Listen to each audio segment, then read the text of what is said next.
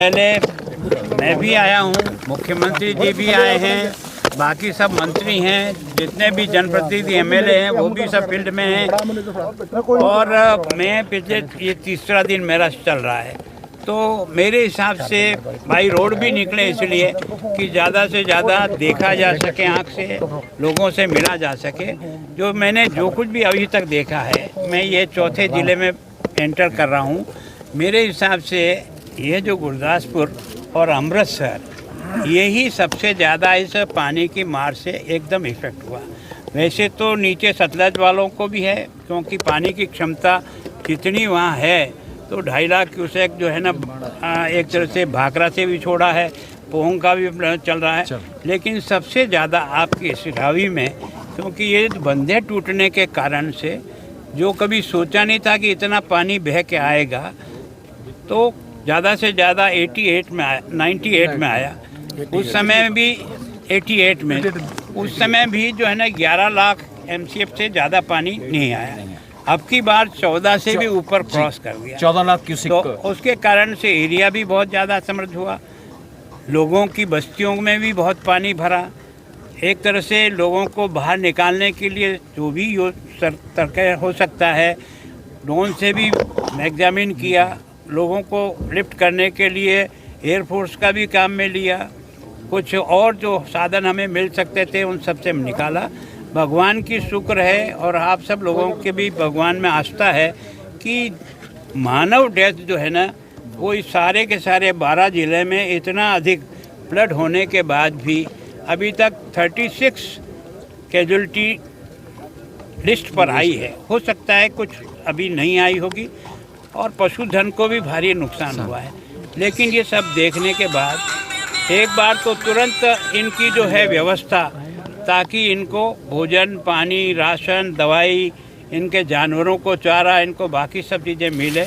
मुझे बहुत प्रसन्नता है कि ये पंजाब मैंने पहली बार देखा कि जनता की तरफ से भी जितना सहयोग यहाँ हो रहा है, उतना मैंने जन इन्वॉल्वमेंट पहले मेरे किसी स्टेट में नहीं देखा। मैं जिस रास्ते से भी गुजर रहा हूँ, लोग जो है ना ट्रैक्टर सामान भर कर के और डिस्ट्रीब्यूट करने के लिए अपने बूथे पर जा रहे हैं। प्रशासन भी मुस्तैदी से काम कर रहा है। नुकसान का जो हिसाब किताब है, वो तो पानी उतरने के बाद ही सही उसका आकलन होगा, और उस आकलन के लिए मैंने गृह मंत्री जी से स्वयं से बात की है जी, प्रधानमंत्री जी ने स्वयं मुख्यमंत्री से बात की है, अभी शिवराज सिंह जी की मेरी बात हुई है, वो भी कल आकर के इधर का सारा देख के जाएंगे। और किसान को जो फसल का नुकसान हुआ, मकान का नुकसान हुआ, जानवर का नुकसान हुआ, और भी जो है उसमें ज़्यादा से ज़्यादा कैसे केंद्र की सरकार हमारी मदद करे, ये यहाँ से रिपोर्ट जाने के बाद उनकी टीम भी यहाँ आएगी, सर्वे करेगी, और वो सब मिला कर के अधिक से अधिक जो कुछ दिया जा सकता है वो निश्चित रूप से देंगे। क्योंकि ये केवल और केवल उनकी मांग नहीं है, हमारा दायित्व भी है कि संकट के समय में ऐसे परिवारों को कैसे बाहर निकालें, ये सरकार की प्रायोरिटी रहती है। जहाँ तक मेरा अनुभव है, सरकार के पास ऐसी संकट के समय पैसे की कोई कमी नहीं रहती। कई राज्य जो है ना, वो पंजाब को आर्थिक सहायता भी बिना मांगे ही राज्य सरकार भेज रही है, ताकि सब राज्य भी मिलकर के इसमें हमारे सहयोगी बन रहे हैं। तो मैं सोचता हूँ कि लेकिन इसका सही आकलन पानी उतरने के बाद, जो सबसे बड़ी त्रासदी आने वाली है वो उतरने के बाद आएगी। कारण क्या है, कई मकान जो डैमेज होंगे और जो गिरेंगे, वो बारिश के बाद धूप के आते ही कई मकान निश्चित रूप से, विद्यालय हो सकते हैं, अस्पताल हो सकती है, आंगनवाड़ी हो सकती है। मेरी प्रशासन से निवेदन है कि एक बार सब बिल्डिंगों का इंजीनियर के द्वारा वेरिफिकेशन के बाद ही बच्चों को और इन सरकारी जो बिल्डिंगें हैं उनमें प्रवेश उसके बाद ही दें।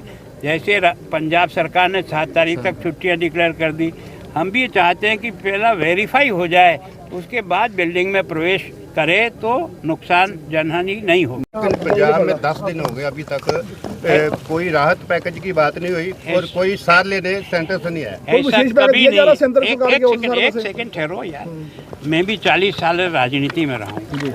हर सरकार के पास आपदा राहत कोष का जो सालाना बजट होता है, वो राज्य सरकार के खाते में, चाहे आपदा आए चाहे नहीं आए, उनके खाते में डाल दी जाती है।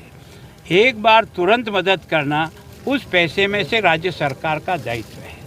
उसके बाद का नुकसान का कैलकुलेशन करने के बाद केंद्र सरकार केवल और केवल पंजाब को ही नहीं, देश के हर राज्य को अधिक से अधिक जितनी मदद हो सकती है उतनी मदद करती है।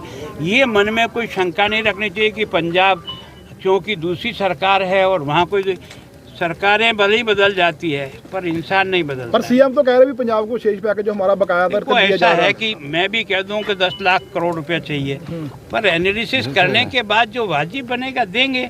मांगना हमारा अधिकार है। आपसे भी अगर हम कभी पूछेंगे तो 1 से 4 बताओगे, नहीं बताओगे। राम धर्म से बात बोलना है, सच बात। सर ऐसा हो सकता है कि जो परमानेंट हल किया जाए, जो बार बार जो टूटता है बांध, अगर इसका परमानेंट हल होगा तो किसी को ये जो पैकेज देने की जरूरत ही नहीं पड़ेगी। देखो सामान्यतः आप भी 70 साल से देश में रह रहे हो, मैं भी रह रहा हूँ। आप भी अपने घर में कोई चीज़ बनाते हो तो परमानेंट 100 साल की सोच के बनाते हो क्या? जरूरत के अनुसार बनाते जाते हैं। जैसा संकट आता है उसका मुकाबला उस ढंग से करते हैं। सर जो दूसरी बात बहुत कमजोर है, रिपेयर नहीं हुई, काफी सालों के इसकी रिपेयर नहीं हुई। देखो ये सब चीज़ें हैं जो आज मांग रहे हो आप, ये जो है ना बहुत पहले आप लोगों को मांगना चाहिए ताकि सरकार की जिम्मेदारी बढ़े। मांग रहे पर मिलता नहीं।